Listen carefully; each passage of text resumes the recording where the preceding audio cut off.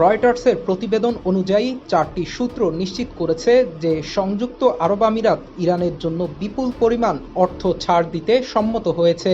এই সমঝোতার মূল শর্ত, ইরান আমিরাতে আর হামলা চালাবে না। দুটি আঞ্চলিক সূত্র জানিয়েছে মোট $10 বিলিয়ন ছাড়ের সিদ্ধান্ত হয়েছে, যার মধ্যে $3 বিলিয়নেরও বেশি ইতোমধ্যে হস্তান্তর করা হয়েছে।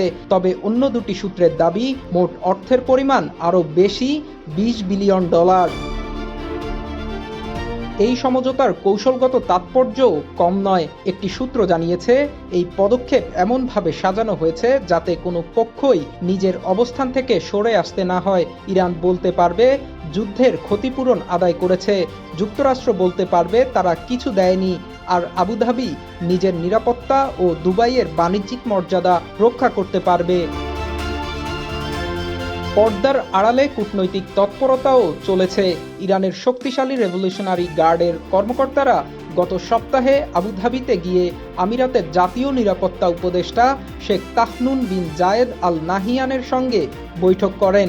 এরপর আমিরাতের কর্মকর্তারাও তেহরানে সফর করেন।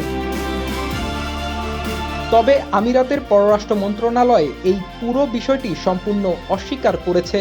মন্ত্রণালয়ের বিবৃতিতে বলা হয়েছে, $3 বিলিয়ন সহ কোনো ইরানি অর্থ ছাড়, হস্তান্তর বা সহায়তার অভিযোগ সম্পূর্ণ মিথ্যা ও ভিত্তিহীন। এদিকে একটি সূত্র জানিয়েছে ইরান অন্তত আরও 2টি উপসাগরীয় দেশের কাছেও একই ধরনের সমঝোতার প্রস্তাব দিয়েছে।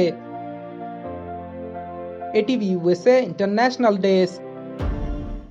এটিভি ইউএসএ, বিশ্বজুড়ে বাঙালিয়ানা।